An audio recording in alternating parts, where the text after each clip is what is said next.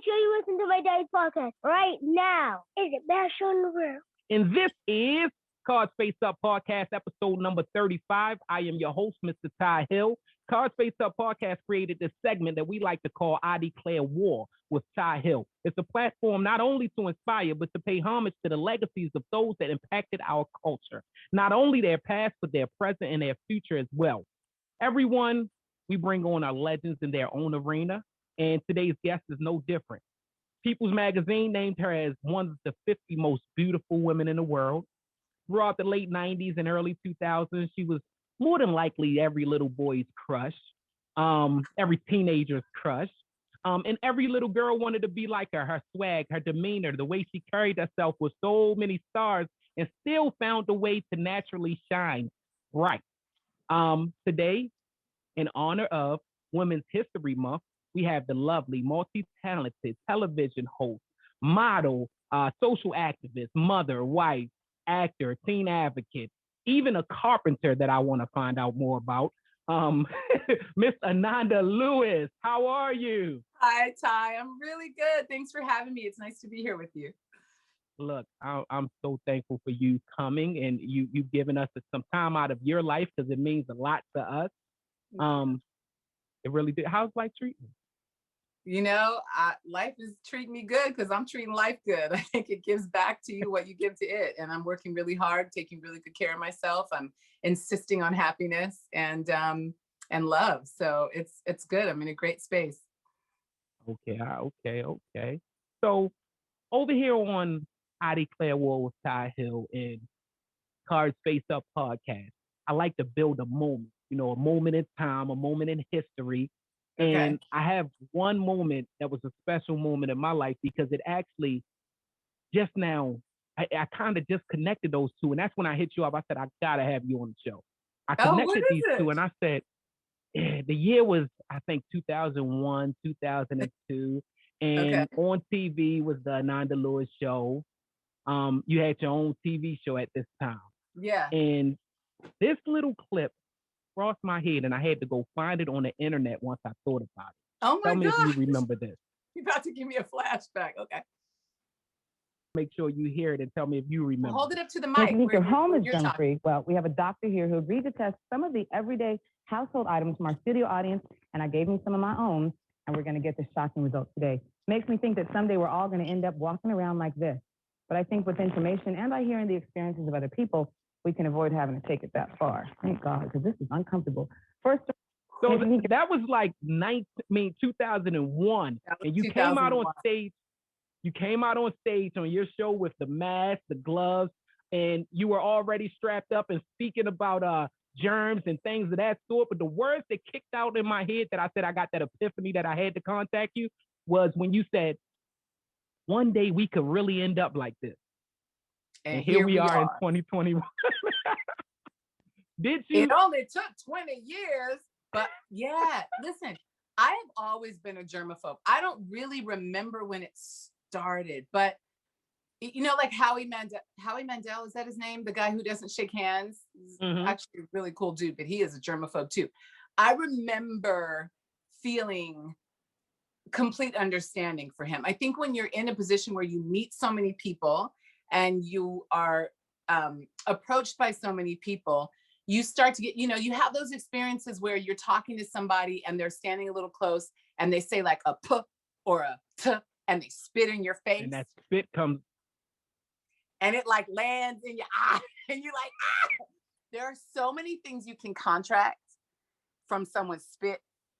And I think I just started getting like him, like paranoid, like, okay, we have to figure out a different way to shake hands. I didn't go that far. What I did was changed my own kind of personal line of defense, right? I started carrying not hand sanitizer, but I started carrying wipes. I would always be like cleaning my hands. I was always very careful. Like sometimes I would put not a mask, but I would kind of cover my face. I would act like I was cleaning something out of my eye, like play it off. So I wasn't offending somebody, but so that I wasn't susceptible to their saliva. And I've lived like that for very many years. So this adjustment to COVID has not been a huge adjustment for me. The mask is different because, before last year, you could get arrested for having a mask on. You were a suspect. You were a suspect walking in somewhere masked like that. So that was a very different change, right? Especially us. So that was different. But everything else, the spraying down that I do to my son and my father and anybody else who comes in our house, even though most people don't come in here, I spray everybody down with alcohol at the door. Our shoes have always been taken off way pre-COVID. My son was a home birth, so I've been very, very paranoid about the whole what you bring in my house thing from the minute he was born. And yeah, this isn't anything new, but I had no idea doing that show that it would really be like this. Like, it's a trip to me still. We've been wearing masks for about a year now. It still trips me out to walk in a room and everybody has a mask on. That's a trip. And we used to see that all the time. You know, you'd see footage of whatever happened in Japan or China. Like, they wear masks a lot too because of their air pollution, and people have the consideration when they're sick to protect other people by keeping their saliva to themselves. But I just really never thought, even with doing that show, and I don't know if you saw the rest of it, but the results that came back from like the door handles in the bathrooms. Oh my God. Hotel rooms. That didn't help me at all. Oh, the hotel rooms. I wipe down so crazy. Every surface in the hotel when I walk in. I bring my own cleaner, my own paper towels. I'm really weird about it. It's so crazy because I'm a germaphobe too. So like you, it wasn't a big change for me on certain parts. Not being able to see certain family is definitely a hard reality right now. So that part is hard. But as far as, I'm an introvert too. So I really don't need humans. So that type of stuff. It's your two little ones. Yeah, it wasn't hard to adapt to that. I got certain close-knit family, but like the shoes off thing is one of the things. I had family members that was like, oh man, this carpet ain't worth that much. I'm like, it literally has nothing to do with the carpet. Nothing to do with the carpet. It's literally with your feet. I walk inside public bathrooms with the same shoes that I'm gonna come home with. Like, it's ridiculous. Listen, when I see people, I don't date right now, but when I was dating years ago, I would not see somebody again if they walked in their house I have seen people walk in their house from the door, walk into their house all the way through it, up the stairs to their room and sit on the bed. Like, what the hell is wrong with you? It literally turns my stomach. Like, I have a visceral reaction to it because of that show, partially. And I know, think about what you walk in. Just today, I was coming home from my son from this thing we had to do this morning. And on the way to the car, there's this huge, nasty loogie. Like, you could see that it was someone's nasty spit. Now, I don't know how. They must have pulled their mask down and spit on the floor. What kind of filth are we really talking about when somebody pulls their mask down and spit on the street? But anyway, here's this big loogie. And you know, if you're not paying attention, you step in people's spit, you step in dog shit and pee if you're walking in a park. You step in all kinds of nastiness, and all of it comes into your house. If you have a carpet, it's even worse because your carpet is rubbing it off your shoes. So if you have a hardwood floor, a solid floor, it's still bad, but it's not as bad because it doesn't like scrub the little crevices of the soles of your shoes. But listen, I can't do it. I can't do it. Look, I'm like you on that. I 100% agree. So 100%. 100%. So I wanna go back in time and think about where we first saw you at, which was Teen Summit. Yeah. Which was what, 96, 97? 94. 5. Okay, 95. I just guessed every number wrong. And look, so we talking about 95. And I don't know if you know, I'm sure you have heard the type of impact you put on a lot of people's life, as far as the things you've talked about, touching certain topics that no one else wanted to touch. And I actually just now I was a school teacher. I resigned about 4 years ago. And I now did a show with my students. And we had about 3 of my students on. They're about to graduate. I told them when they were in the 8th grade, they're about to graduate from the 12th. And we were just discussing an open forum. And that's how I built my classroom, literally like Teen Summit, able to have an open forum. My question for you is, when you came on Teen Summit as a young lady, and was it just a job for you that you signed up for, or did you go in there with, hey, I want to do something that's going to impact children or the youth of today? Ty, for me, it was both. I had every intention to be a school teacher like you were. And I kind of turned into Teen Summit because I needed a job. I had done all this youth work in the summer. I loved working with young people. I had done that anyway in my life. So TV was the change. Sorry, I'm moving my camera around because there we go. TV was the change, but the youth work started for me when I was 13. I worked for Head Start with young kids. And then when I got into college, I did a couple of programs, Youth Leadership and Development Institute, and the Mayor Barry's Youth Leadership Institute were some of the programs I was involved. I think the first one was called Youth at Risk, and then the Youth Leadership Institute. Anyway, I was constantly doing work with kids because that's where my passion was. I was good at it. I had a rocky adolescence myself and really understood a lot of their angst and frustration and, feeling of neglect and all of that, and could talk through things and work around things and explain things in a way they really understood and received. And I felt like that was important. And I enjoyed it. So I had been doing that work. So when the audition for Teen Summit came up, I really needed a job, but I was so grateful that the job that was available to me was one that was easy for me, right? Because this is what I've been doing. Actually, So when I walked into the audition with all these posse members who were very intimidating to other people who hadn't sat in a room full of teenagers for an entire, year or two or three or four, however long I've been doing the work, it was like second nature to me. And whatever topics we needed to address, there's nothing that's taboo. I don't think there's anything that can't be talked about. Like in general in life, I think there's nothing that is off the table. If somebody's experiencing it, it needs to be addressed, right? And so it was really easy, but I felt like, I couldn't see going forward what an impact it would have on people, but I knew what an impact it was going to have on whatever kids were right in front of me, right? And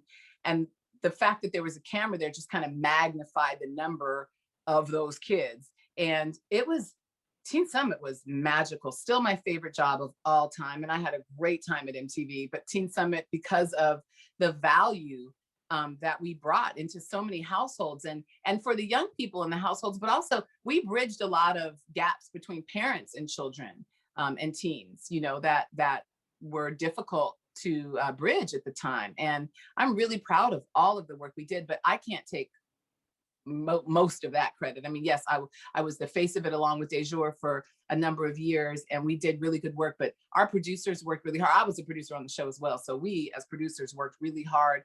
The network believed in us. We were doing good things for them too. And so there was this real team effort to make that show happen. That's what it took. So I'm grateful for everybody I got to work with because there were so many amazing people. And that was my first real job out of college. I learned so much. I didn't expect to be on TV. That part was weird, but the production part and the kind of valuable lessons of hard work and the friendships that I formed back then, some of, which I still have, were just invaluable. So Teen Summit, I'm glad it was impactful for other people because it was super impactful for me too. It was. It meant a lot to our generation, the generations before and after, because Teen Summit ran for a few years. And it was on way before I got there, and it lasted. Yeah, you just happened to be the most impactful. Look, it's a wonderful thing, and like I said, when I did school teaching, my mission was like Tupac. I don't know if you remember, Tupac had a song and he was like, my mission is to be more than just a rap musician, the elevation of today's generation, if I could make them listen. So Pac was one of my favorite artists. So when I got dragged into teaching, like you wanted to be a teacher. I got dragged into teaching, didn't really want to do it. Somebody saw something with me that I did not see, and they said specifically, the qualifications of it, we can teach that part of it. To be able to demand and handle a classroom and handle kids is the part that you can't teach. And that's what I didn't understand. Yeah, and that's what I didn't understand. So my whole life, I'm thinking I'm going to be this big rap star. I'm coming out there, I'm all that, right? And it was just to make an impact in people's life. And I taught for 4 years before I actually realized, like, damn, you did exactly what you were trying to do. And I know that's got to feel good to you. You set out to do something as far as teaching, but even if you got in a classroom and taught for 40 years, you would never have reached as many kids as you got to reach on that Teen Summit stage. Absolutely. So I know true. I know it's got to be big. Yeah. You had it's funny though, at the time, I didn't understand all that. It's been these kind of, I don't know, last couple of years, I left the industry for a very long time and just kind of was doing my own life, having a normal existence that I really was craving and really didn't pay attention to any of that. So I think coming back around to it now, I'm really just starting to be able to hear the impact from other people, like what you're saying, and really understand more fully really what Teen Summit meant to people and subsequently what I ended up meaning to people. And I'm so grateful for it. Like it's something that is really unique and I'm recognizing that now. And I'm just like humbled by it and grateful. I'm really grateful that I feel like I made the right choices. And even though a lot of the work I did and a lot of my life while I was doing that work was really tumultuous and I had a lot going on kind of behind the scenes for myself to juggle, I'm grateful that I was able to kind of put my game face on and show up, regardless of what else was going on and really be there for all these, millions of young people at the time. And I guess all that was lost on me because you don't really know, like in the moment, you don't get what that's going to mean to anybody. You don't. And there was no social media. There was no way for people to like tell me that. There was no way for me to have kind of an independent assessment of it. Networks don't want you to know that you're as amazing to other people, as you are, because then you might, I don't know, get big head lead, be hard to work with. I don't know. But it just was a different environment. You weren't able to access that yourself. So now people are able to like DM me or just throw in comments like, wow, you meant a lot to me. And that means a lot to me. So I'm grateful to hear that. Thank you. That's what I meant about when I mentioned in the beginning, legends of their own arena.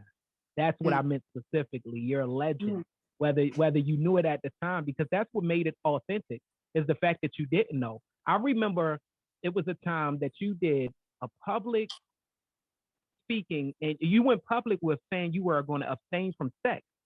Yeah. I think was like 17 magazine or something. Yeah, I remember that. I remember that's back when we had all of the good magazines. It was dope. You used to go to the market. Right on. Yeah. Exactly. Word Up. All of that. It was the best time. I still have some of those magazines. Oh, that was wonderful. I miss those days. And our children won't ever get to experience them. Everything is right there, but they don't know what it means to wait for an issue of, like you said, Right On or Word Up to come out. Like that meant a lot. Or look at the bottom. I mean, look underneath the words for that little writing to see what the date was. Like, oh, this is a new one. This is a new one right there. That shit was better than looking. I looked at more new dates. I looked at more dates underneath the wording of the magazine than I have on bread or any other product in my life inside the market. I used to look for those dates. So that's so beautiful. When you made that choice to, not actually the choice to abstain from sex, when you chose to go public with that, what was on your mind at that time? Do you remember? Like what made you go so bold as being public with it? Because that's a personal situation. It wasn't like you were known for being out there hoeing or nothing like that. You were still under. Depends on who you ask. I've definitely heard that. I mean, not that, people don't know my business. So it always made me be like, what are you even talking? Like, what? You don't even know me, but people say whatever they want. I think what I was thinking at the time, I was doing a lot of work with young women and I was constantly hearing this pressure they felt like they were under. And, the other women, I guess, in my category of celebrity at the time were really playing up their sex, right? Their sexuality, their sexiness, and all of that. And I understand it. It's totally marketable. I get it. And I did it too, right? But I felt like it was important for the real young women, like the real girls living the real life that aren't just sexing it up for photo shoots and then going home and putting their sweats on and not talking about that part, to really hear about the part that a woman like me in my position at that moment in time was actually experiencing, right? And so it was important to me that they knew we weren't all having sex. You didn't have to look at us and have this idea in your mind that I want to be like her and she's doing this, so I need to do this. I wanted them to have an example of someone they might look at and say, I want to be like her and she's not doing that. So maybe I don't have to do that. So they had some ability to deal with all the pressure that they were under from boys, from which every woman I know understands that pressure. And depending on how attractive you were, how early, right? You have been under that pressure for a very long time. I've been under that pressure since I was 13 or 12. And if nobody's talking about how to deal with that, how do we know how to deal with it? Because our mothers and grandmothers, I was raised, by my grandmother and my mom, but a lot of those years, my grandmother, like, she wasn't talking to me about that. So I felt like what somebody needed to represent that, right? You're kind of preyed upon. And I was preyed upon by grown men from a young age. And that happens, especially to our women, more than we talk about. And I thought at that time that I could just be of service. I think for me, it's always about being of service. And even if it's difficult, right? I think that's when it's even more important and valuable, when it is hard to do. And that's not to say back then I wasn't having sex. It was that period of time where I decided to take a celibacy. So I felt like it was important to use my voice at the time to represent for young girls that they had choices, that you don't have to just be doing it, that there is, even if you've already started doing it, and I think I said that in the article, like, even if you're already having sex, I'm not telling you what to do. I'm not saying don't have sex.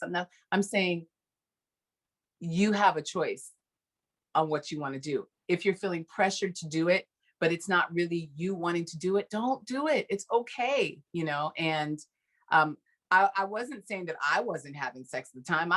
Listen, I think sex is healthy and a wonderful, like, even healing tool. Like, I think it's important and necessary. I think our bodies are supposed to have sex after a certain time, and especially for men, like, that release is important. I think it's important for women too, but undervalued. And so I'm not against sex, right? I was against young girls being pressured into having sex when they didn't want to and when they weren't ready. And I wanted to able to tell them it's okay not to. You actually spoke about that in the article, if I remember correctly. I think you spoke about your first time, or one of your first times feeling like it was pressured by your boyfriend. Yeah, but the funny thing, and not actually funny, let me correct that. The crazy thing about that is most of us men do not realize that's a form of pressure is a form of a little bit further than pressure. We had an episode that we spoke on that, that pressure is a lot, but as a teenager, you don't realize that you're pressuring her to do things, and life is already pressuring her. So I think that whole thing that you did just to speak to the women, and that's, again, being legends in our own arena, is you didn't just speak to the women, you spoke to the males too, because us males listen to it like, yeah, that does make sense. Pressuring is not right, and things are sort of what to have. So I just thought that was very great of you to do. So I wanted to bring that up. You were able to be inside of a world that many did not get to enter. And that world was full of entertainment. And I call it the golden era, because everything from 95 to 2004, to me, I'm going to say 93 to 2004. To me, it's just the golden era of music. You're right. That's that window.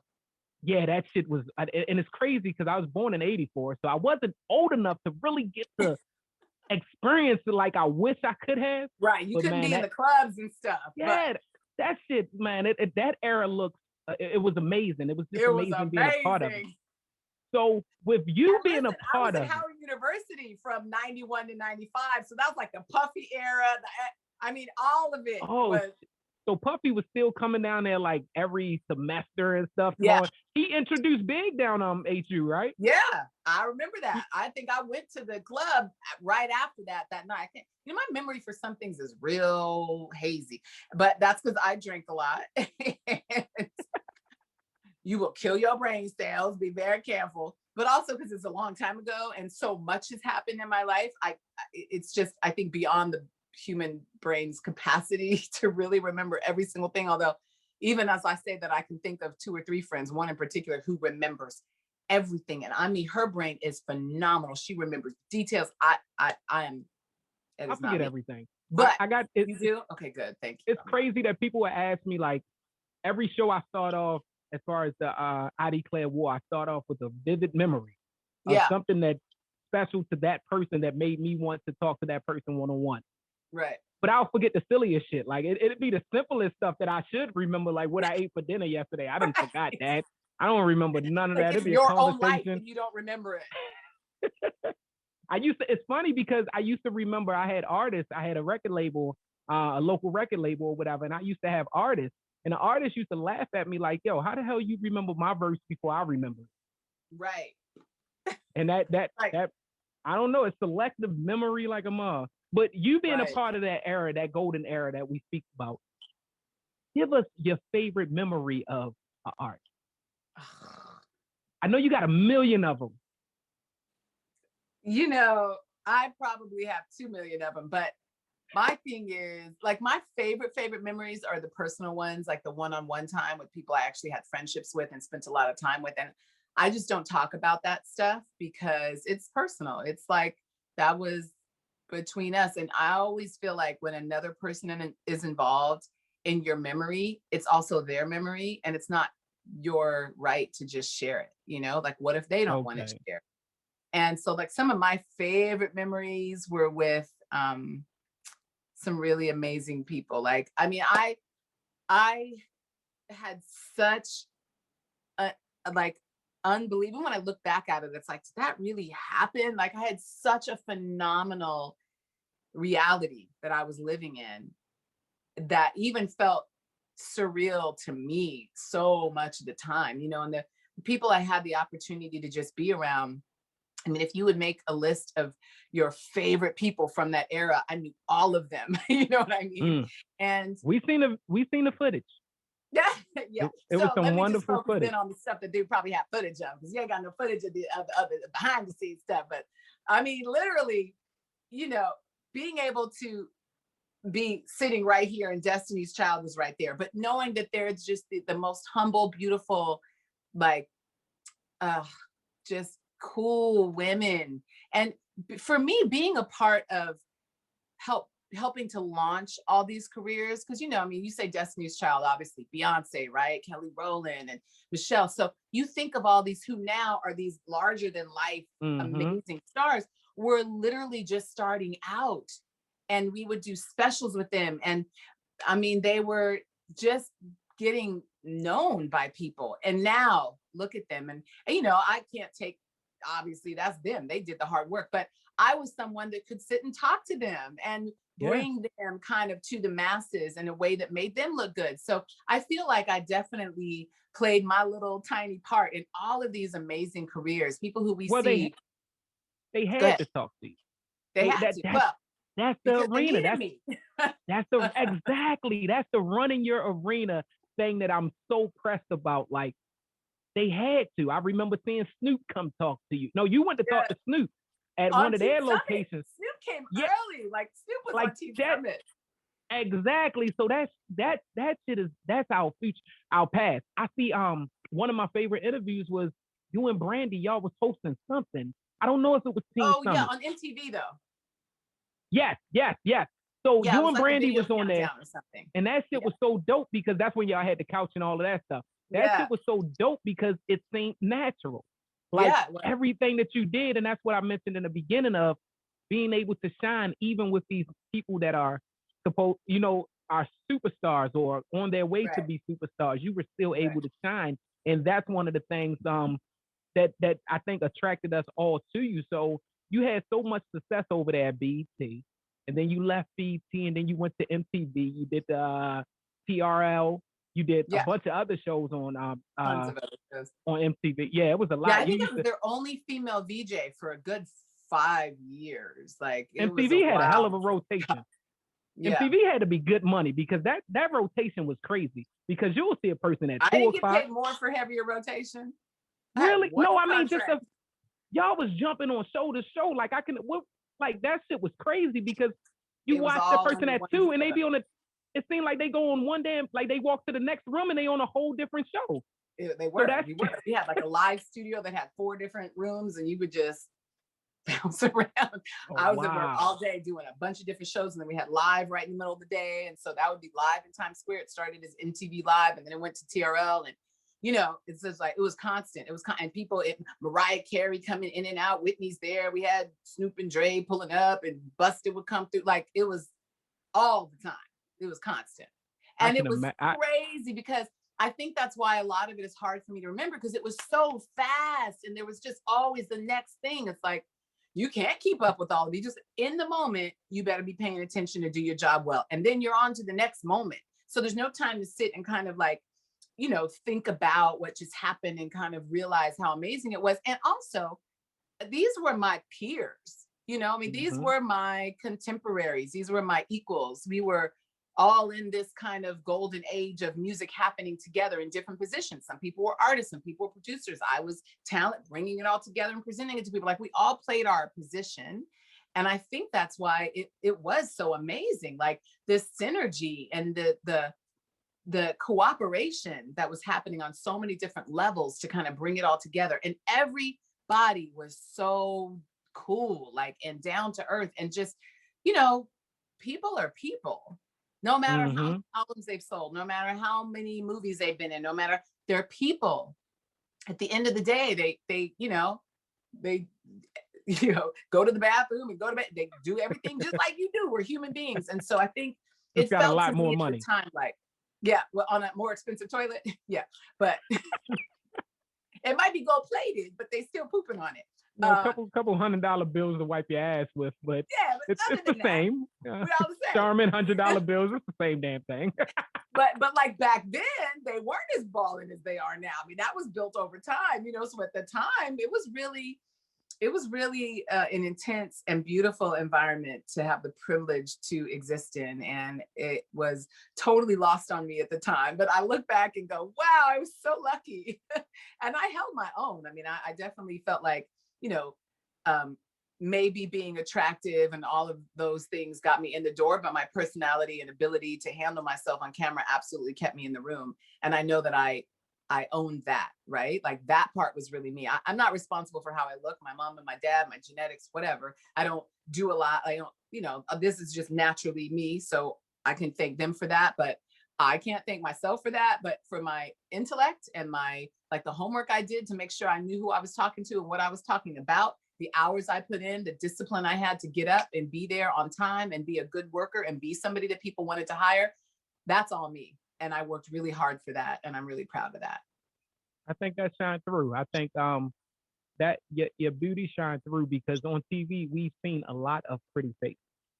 There's a lot out there. Entertainment, it just so happens you happen to be in the top 50, but it's a lot. It's a lot out of there.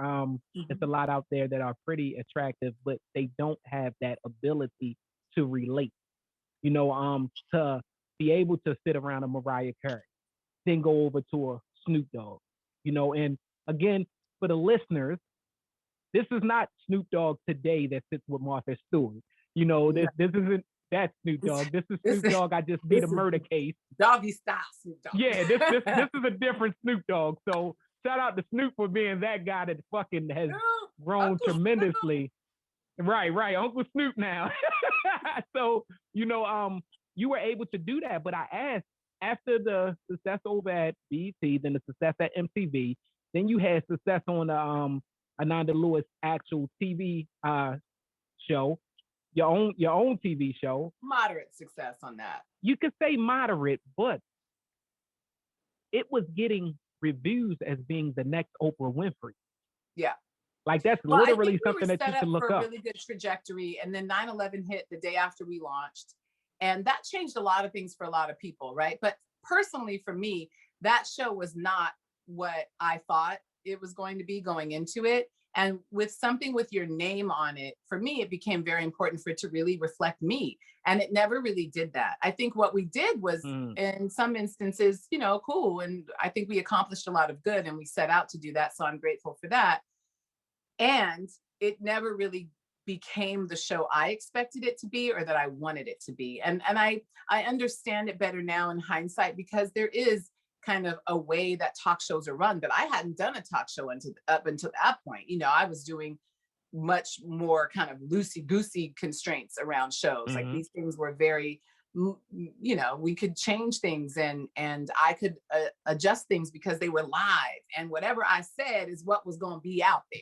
That you don't get a chance to go back and edit like you do with a talk show that's taped and syndicated. So it was a completely different world of TV that I really didn't educate myself on well enough going into. I don't know how I would have done that. I guess I could have asked Oprah to have some conversations. I didn't reach out to the right people, but you needed Google back then. Yeah, I needed Google. I could have created Google. I needed it so bad.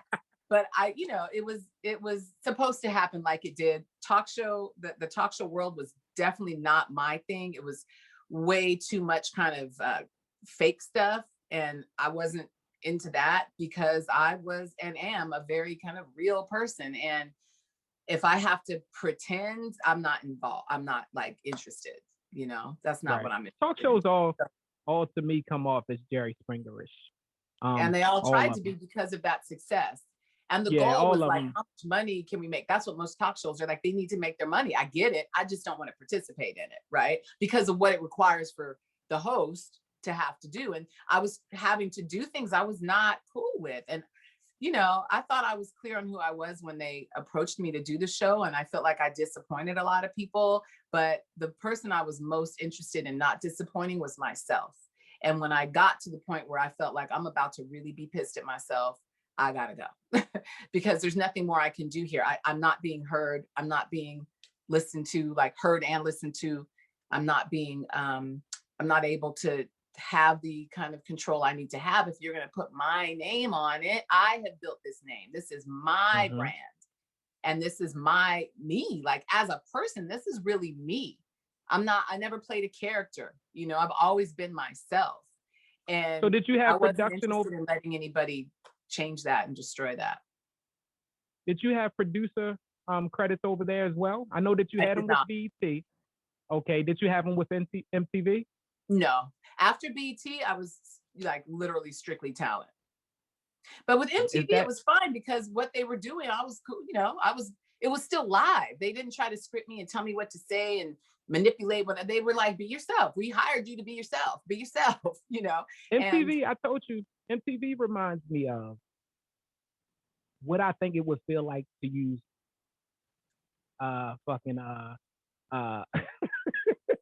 excuse me, children, if it sounds crazy, but MTV reminds me of what I would think it feels like to use blow. Like it was literally, it looks like y'all were literally just fucking here, then there, then here, then there. Then there. They lied it. Yeah, it well, was. I'll tell you what, the adrenaline felt like some kind of drug. I've never done cocaine, but the adrenaline is what cocaine must feel like. Because I would be like almost shaking and so wired after that, just constant. I mean, and what y'all couldn't see as viewers, I would have an IFB. So that's how the producers in the back would talk to you. This thing stuck in your ear, this pack on your back. That was in one ear. Sometimes I'd have two, but usually it was just one. There'd be a producer behind the camera and a person holding a card, also a teleprompter, which I never really used that much. I like the cue cards better because it was just like a bullet point. And so my brain could just do what my brain does. And then there's your guest. Now you got to talk to somebody while you're listening to somebody tell you what's coming up next and read a card telling you where to go. And there was so much to manage. And it was the easiest thing in the world for me. I have no idea why, but I think that's why I kept getting hired and asked to do different shows and things because it was like, I loved it. It was like traffic cop to 20 different things. And I was like, boop, boop. My brain works so good when it is overwhelmed, right? I do my best when I have 50 things. We could tell. So what prompted you to leave? All right, so even down to the owner of CBS even spoke on as far as your with the ANANDALEWIS actual TV show. They even said that they thought that it was because of 9/11 and everything was just happening. That was a crazy time. Yeah. So it that can't count as a failure. It just counts as a lesson.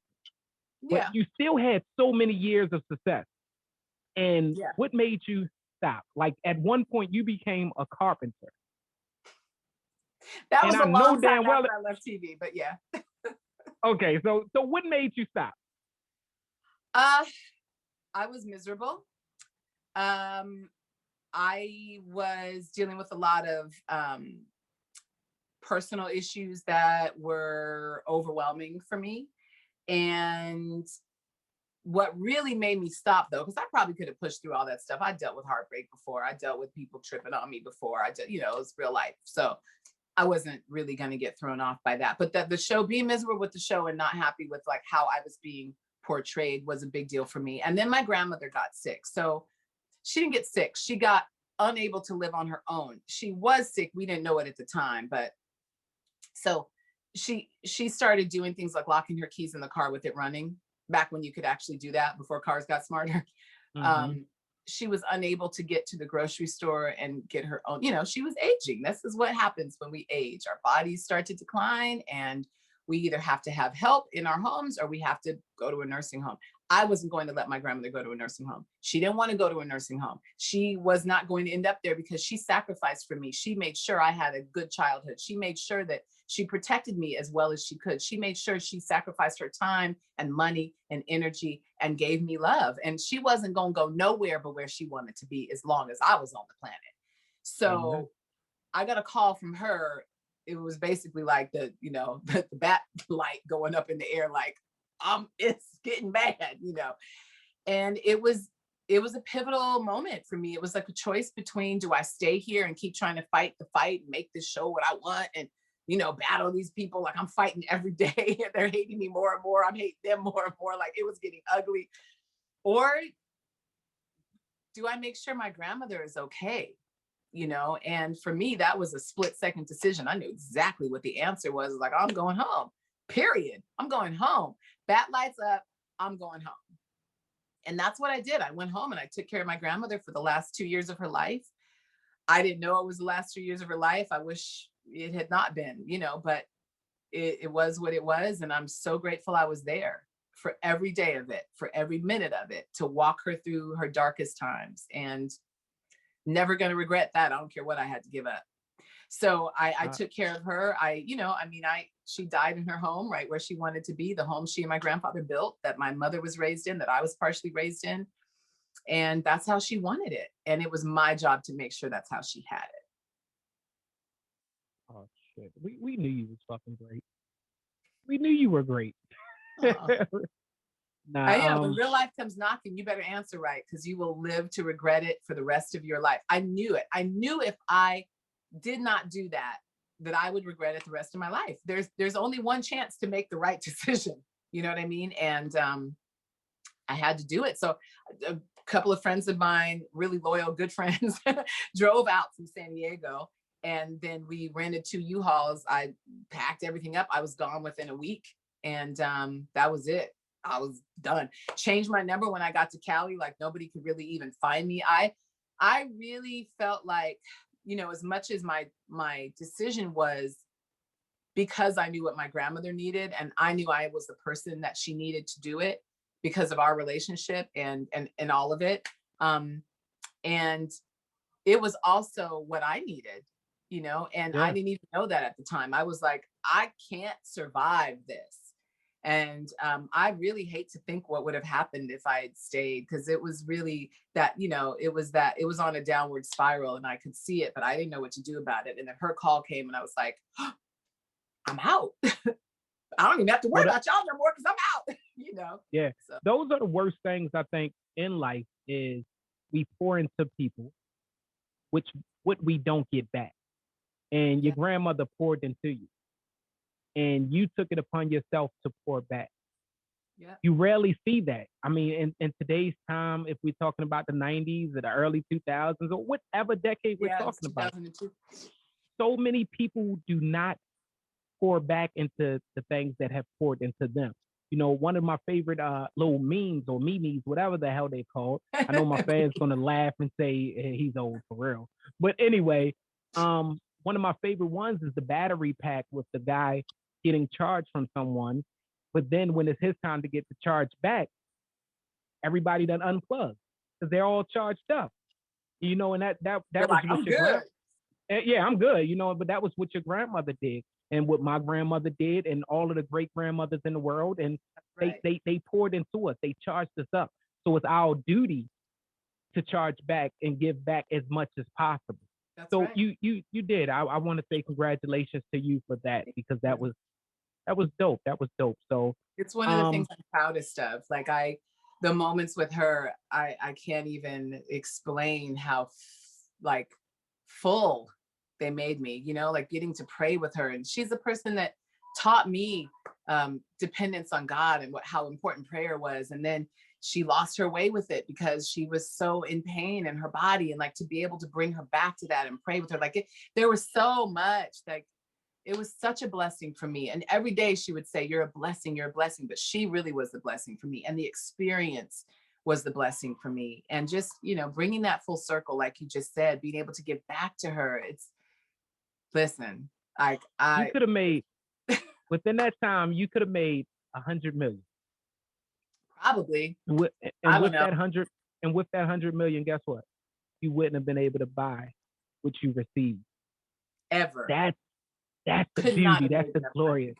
You know, and I my grandmother was my best friend, so I understand. Oh, so you get it. Yeah. Oh, look, I understand 100%. Can you imagine your grandmother telling you, baby, I need you, and you say, no, I can't.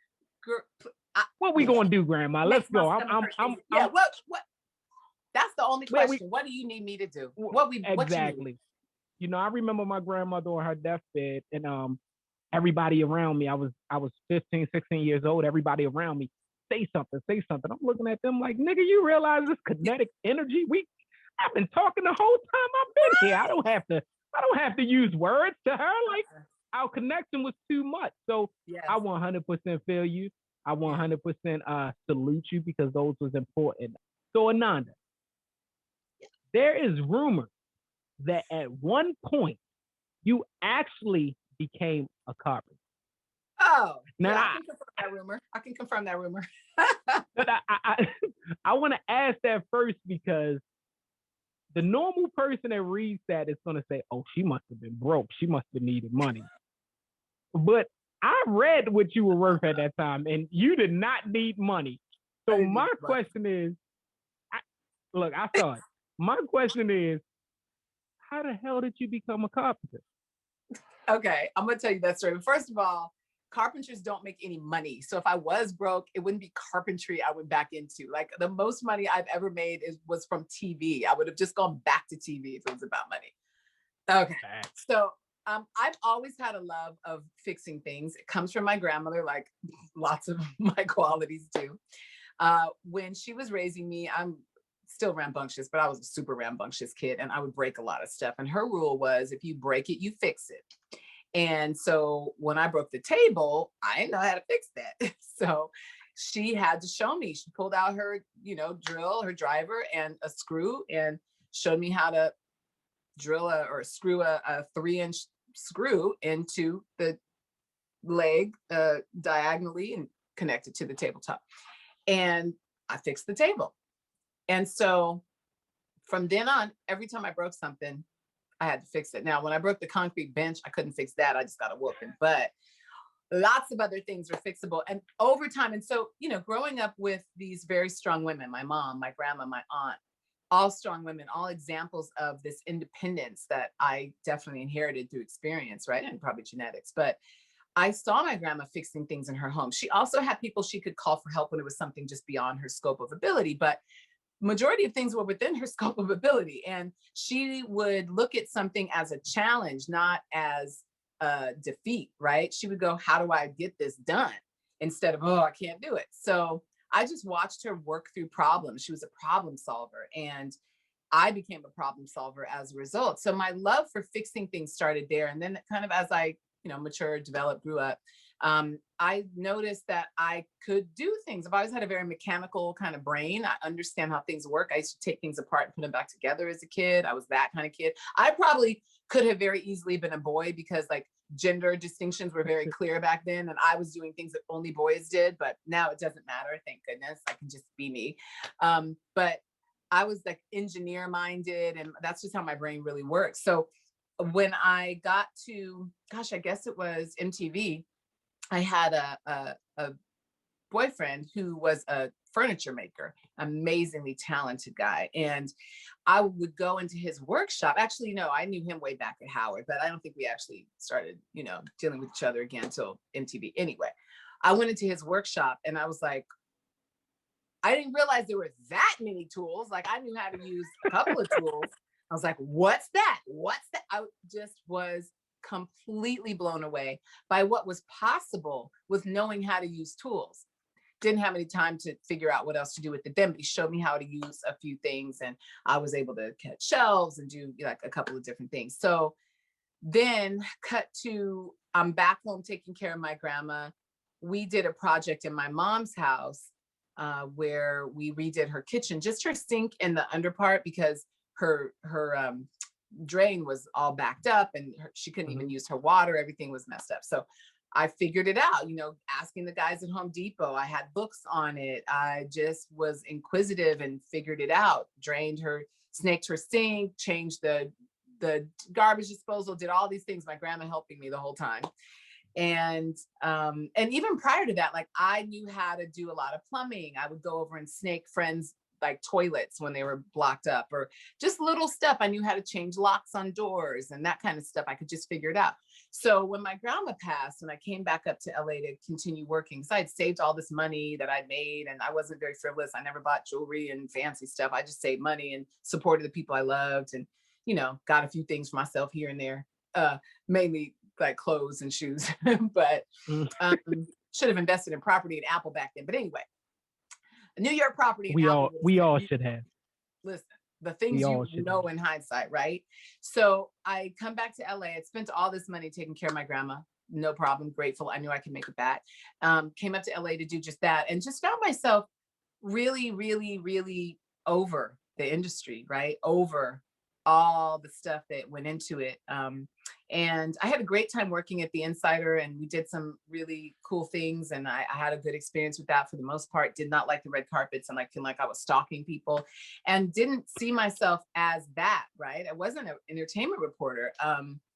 And I just wasn't happy with it. So when I started doing radio here in LA, I had another experience in the house I was living in at the time, where I was trying to make these shoe racks and I couldn't get it right. I couldn't get the final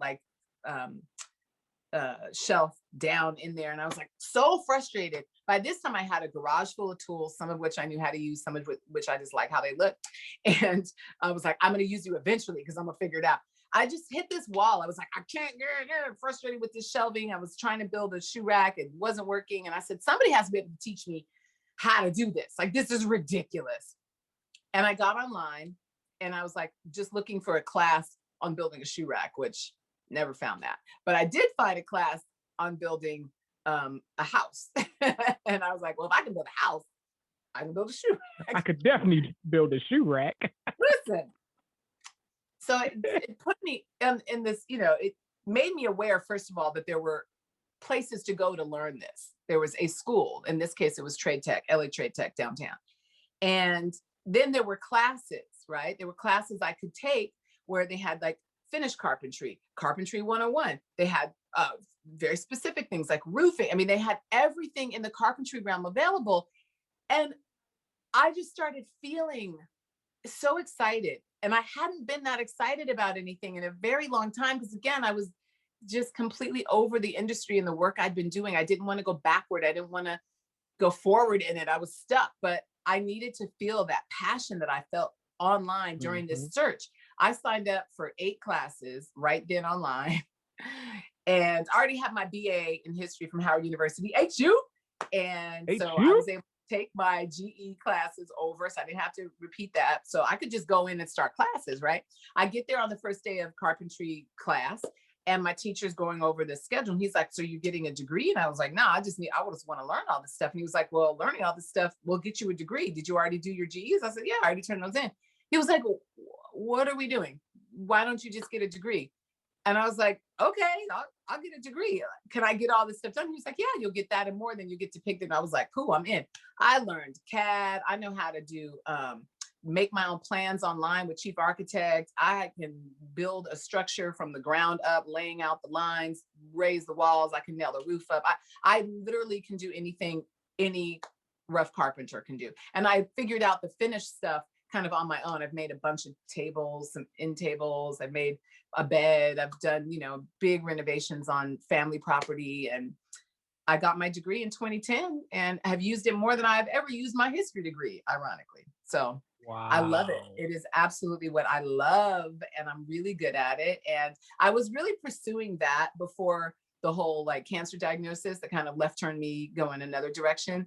And so now I'm kind of more obsessed with the health realm of things because I have to be. But I hope to get back to the projects I was starting to work on in carpentry, because I mean I'm somebody who dreams about, lumber. So go figure. You're someone. I was about to say you're someone who dreams about wood, is what you say. That's that's literally. I specifically chose lumber. That's your words. Word. Look, that's your words, not mine. Okay. No, that's wonderful. To be able to find something that literally alleviates everything that's going on in the world. Like, you sound like you really fucking love it. That's dope. Love it. And I love the freedom. Like, I know I can build something, I know I can fix something. I've fixed my garbage disposal here. I've changed lights out. I've done rewiring. I've done plumbing. I can do anything, and I love that. And I feel so connected to my grandmother when I'm working, and that part is very special to me too. Okay, that's dope. See, you just fucked up my joke. You just messed up my joke. You still try it. You're officially one of those women that's, forget you, nigga, I don't need you, this, that, and another. I can do that shit myself. Well, and that's the beauty of it. I don't have to need a man, but I want a man. So it's a whole nother dynamic, because I'm I'm the kind of girlfriend you want, for real. I'm telling y'all, I'm a dope girlfriend, but whatever. That's not my focus. Dope. That's dope. That's dope. I have a question for you. And last year on Instagram, you shared some news with your fans. And the news that you shared with them was news that you said that you wasn't going to share with them at first, and then you thought about it. Do you care to talk to us, the fans over at Cards Face Up Podcast, and I Declare War, Ty Hill? Do you care to talk to us about that news that you shared with them? Yeah, absolutely. October, I guess, of last year, I shared that I had been battling breast cancer for about 2 years at that point, about a year and a half at that point. And I really shared, it's kind of like the whole abstinence thing we talked about a bit ago. I'm a really private person. If I am going to share something with you, it's because it's important for you to know about, not because I want you to know my business. My business, I'd rather keep to myself, but sharing that I had been diagnosed with breast cancer was important because of what I had done wrong leading up to that. And that was not getting my mammograms that I was told to get starting at age 40, right? And I refused mammograms for a number of years because my mother had done them exactly like she was supposed to and ended up with breast cancer. And so I made the connection between her getting the mammograms and ending up with cancer. And I don't believe I was totally wrong with that connection. Where I went wrong was not understanding the risk reward, balance. Like, you need to take a little bit of risk with that exposure to radiation, which is what I was concerned about, which is what I thought led to my mother's cancer. And maybe it did.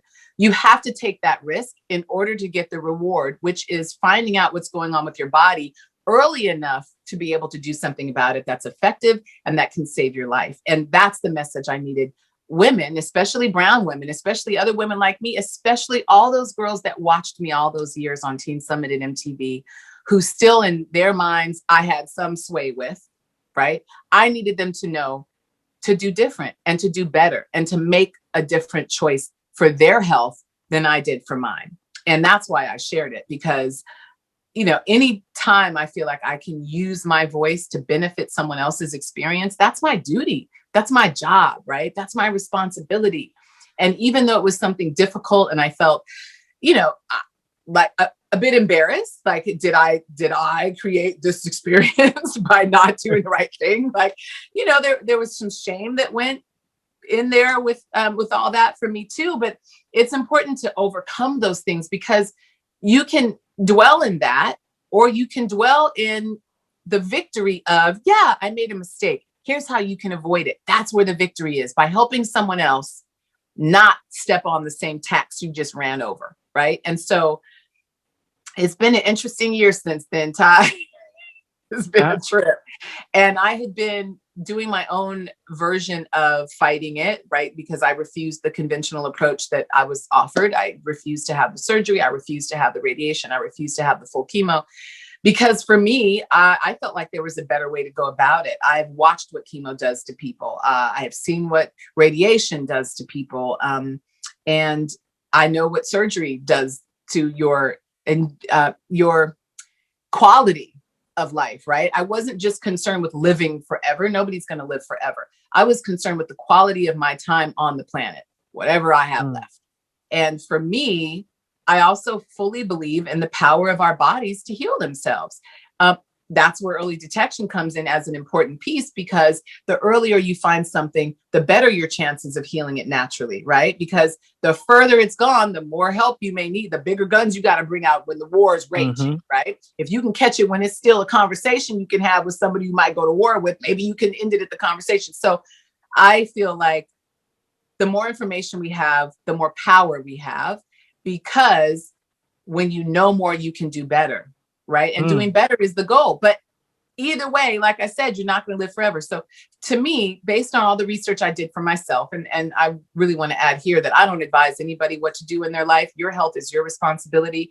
I did what I felt was good for me, and everybody listening has to do what they feel like is best for them. So I don't want anybody to take this as an idea of what they should do. I'm just sharing what I did. So you have yet another example of what could happen, good or bad. Right. For me, I wanted to try an approach that did not destroy my immune system or further injure my body, because I believe that the body intact, the way that God created it, is the best way that it works.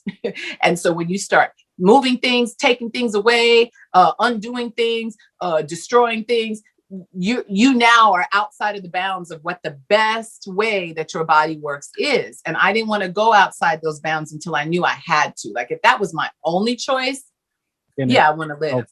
But I didn't feel like it was at the time. So that's not what I did. I spent a year and a half, all alternative, every single thing I could find, knew about, read about, heard about. So I tried everything. And by January of last year, when the pandemic hit, I was doing pretty good. I was being monitored by an actual doctor. You know, I wasn't just out in the field picking herbs and boiling them. I still had people watching me and taking ultrasounds of my tumor, I had a tumor in my right breast. And so I felt like I was being, monitored well enough, but I was doing all the alternative stuff I wanted to do. It started with major diet changes, very strict diet changes, fasting, juicing, all the stuff. And then I added certain supplements. I mean, it was a grueling year and a half. But at the end of that, with the pandemic happening, all of the things that I was doing outside the hyperbarics, vitamin C's,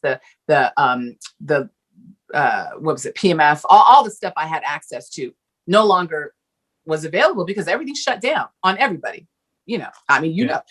So at that point, my tumor started growing and getting worse, and started concerning me a lot more than it had before. And I decided that I needed to get some bigger guns. The war was bigger than I expected, and now I got to fight right. So I went to a clinic in Arizona for 16 weeks. That was amazing. And I still did a really big amount of alternative, but because it was a clinic and because it was Arizona, where they can do pretty much anything they want, I was able to get things that I had only been able to get in supplement form, which when you take supplements, that reduces the efficacy because your stomach acids are going to eat through a lot of that. It has to go through that whole system and it gets diluted.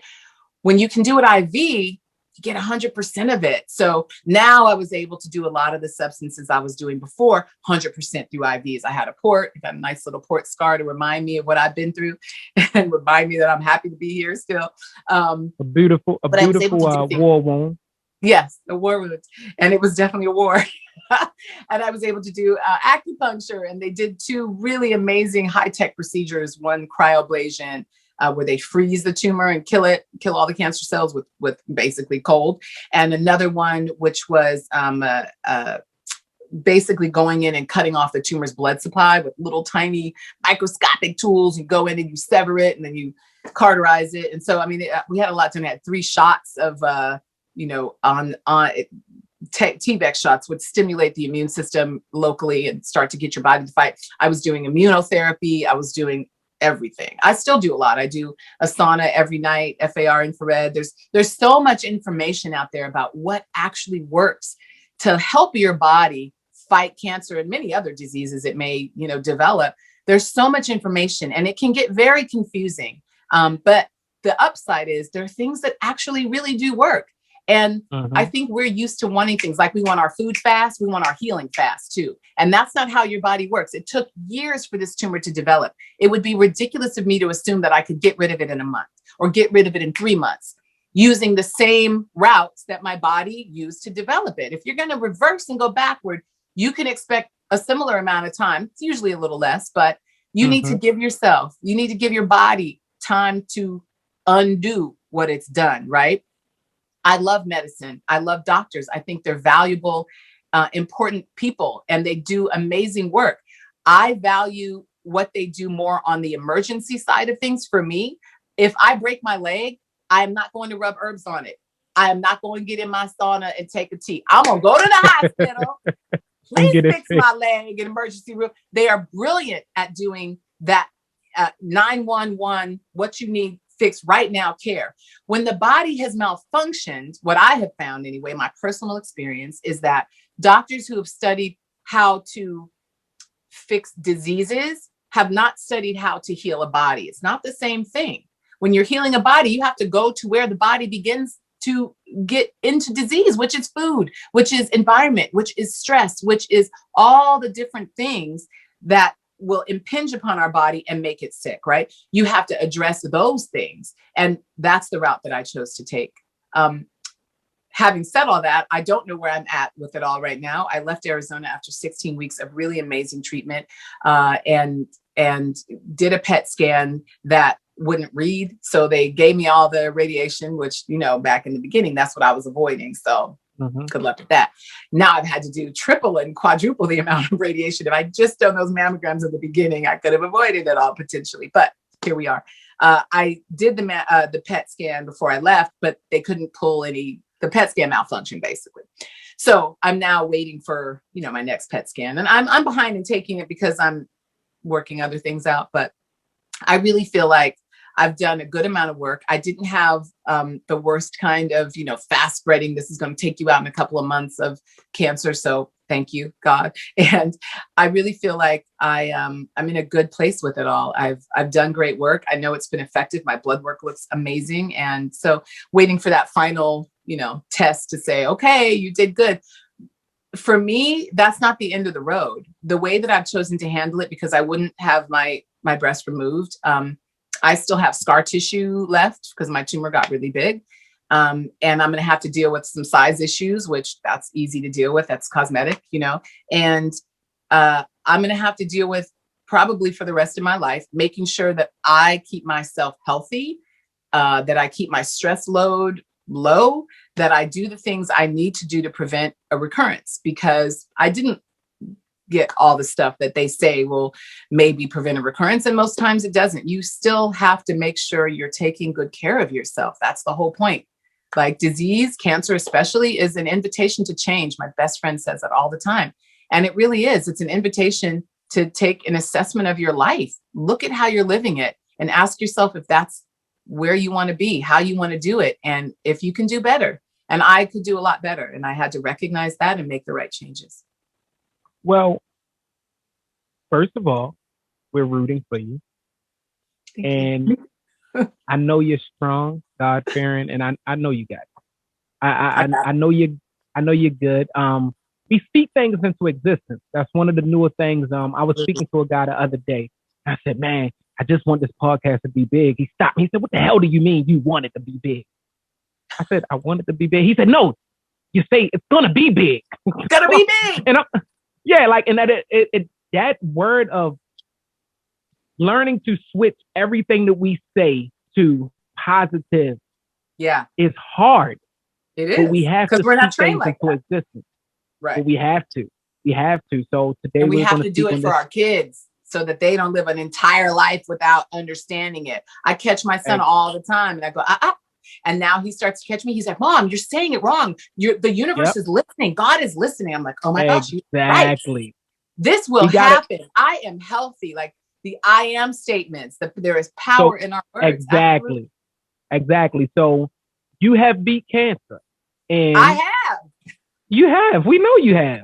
So and I'm beating it every day. You know, if it's not all the way gone, I've beaten it back enough that it's gonna be all the way gone. It is gone. I am in a healthy body. Your guns are big. Your guns are big enough to light that motherfucker up as much as you need to light it up if you need to. That's right. I want to thank you for sharing that story. I want to thank you because for Women's History Month, I felt the need. As I said, when I hit you up, it was literally off of ding, fucking gloves. I remember that episode Ananda did. Like, it was literally that. But then I started thinking, I started thinking about all the other shit. I'm like, all right, so we got in it's Women's History Month. I'm like, oh shit, this is a perfect match right now. So I want to thank you for that. I want to give you an opportunity to speak to your fans and speak to my fans who are your fans, but I'm gonna steal them because I want them to be my fans because we are going to be big. I want you to give them a chance to tell them how they can follow you and keep up with the things that you are doing and what's to come. Hey, y'all. Well, the first thing I would say to people who've been following me, and the word fan is funny for me, but have been, friends and fans of mine for all these years, is thank you. Thank you so much. We have spent years and decades together, and I'm so grateful. Like, there are so many people out here kind of that you could be watching and supporting, and I'm grateful that you've chosen me as one of them. So thank you for that. And as we go forward, my favorite place to be is Instagram, just because I understand it really well and it's simple. But in about a month, well, maybe by my birthday, which is March 21st, I'll be putting out an app. And on that app, I'm going to be able to share all kinds of stuff that I can't share on social media, not because because it probably wouldn't be allowed. I mean, there's so much stuff that they pull down when they just don't agree. And I think as much as social media says, oh, we want to encourage freedom of speech and all this stuff, they actually sometimes do the opposite, right? So I felt like it was important to have my own platform to share the kind of stuff I want to share, much of which is the health journey that I was just talking about going through. I've been videoing everything I've done over the last 2 years of healing my body, and including my 16 weeks in Arizona. And a lot of it's really gruesome and grueling. You got to have a stomach for it. And I can't share that on social media. So I'm putting out an app with content that's private. Didn't want to do an OnlyFans because that's a little borderline for me. And I'm not going to be, I'm not stripping for nobody, but maybe my actual man, like my man, but that's it. But I did want to do it on a subscription basis because there's so many women who I have gotten in touch with who reached out to me since sharing the story about my breast cancer journey that haven't been able to access the same kind of stuff I've been able to access. And it seems to me like the biggest, thing that's holding them back is it's financial. A lot of the stuff I've done is super expensive. Even my home things that are really effective are expensive. And so part of what I'm going to do with the proceeds of offering my content for a subscription, it's like $6 a month or something really inexpensive, is to be able to purchase these things for these women and just gift it to them because I believe they need to have it. I believe that it will change their healing journey, and I believe they deserve it. And our women are underserved in this space. And I think it's time that we change that. We have enough money now. We have trillions of dollars that we spend every year. And if we can just divert some of that toward things that really matter, especially to our women who are the backbone of our whole community, that's what I want to do. So I want to help other women who are dealing with the stuff that I'm dealing with to be able to have the tools they need to be really effective and aggressive and help themselves. So that'll come out later. I would love for y'all to support that. And I'll talk more about that on my Instagram. I do post on Facebook too, just not as much because Facebook is really confusing for me for some reason. And I do have a YouTube page as well. That is ANANDALEWIS TV. And my Instagram is I'm Ananda Lewis. Got you. So I want to end this episode with something that I just started. It's called I Declare War. Q&A. Oh, I love that. So, okay. So wait, were you a fan of War, the card game? So the whole podcast is cards. So it's cards face up, and that's a way of flipping. I just want to honest you. I hope that I can bring out that perspective that's just 100% honest of you. I'm not going to hold back on the things I ask. Exactly. But this segment is the I declare war, and this part is the war. I love this part. So I just now begin. I love poker. I'm a poker fanatic, and I love war. I play that with my best friend Steph all the time. We're like, bam, bam, bam. Oh yeah, that was my shit. All right, I'm ready. That's it. So it's real quick. You got 5 seconds to answer every question that I asked. Oh God. No thinking. Okay. Yeah. See. You thought that you was ready. You thought that you was ready. Hold up. Okay. All right. This shit about to get. No, they good. Because you're honest. All right. All right. So you sure you ready? All right. Favorite rapper. We'll find out. What? Don't try to talk through it. Don't try to talk through it. Wait, let me get closer so I can hear you. All of a sudden, I can't hear you. What happened? What'd you say? Favorite rapper. Busta Rhymes. And Tupac and Biggie. No, hell no. Favorite singer. Me. Favorite food. Pizza. Okay. No, brown rice favorite and place. broccoli. That's the right answer. Favorite place to visit. Oh gosh, the beach. Favorite job you ever had. Teen Summit. That one was easy. Best quality about yourself. I'm loyal. Worst quality about yourself. I'm reckless. And this has been Cards Face Up Podcast special segment, I Declare War with Ty Hill and Ananda Lewis. Ananda, we thank you so much for coming through. Oh, it was totally my pleasure, Ty. Thank you so much. And thank you for all of the everything. Thank you for being prepared. I see you did your homework and I appreciate that. And it was so nice to talk to you. Thank you for reaching out. And you already got a hit show. Claim it. Let's go. Ananda Lewis, y'all. Thank you guys. I love you so much. Thank you for loving me back. Peace out, y'all.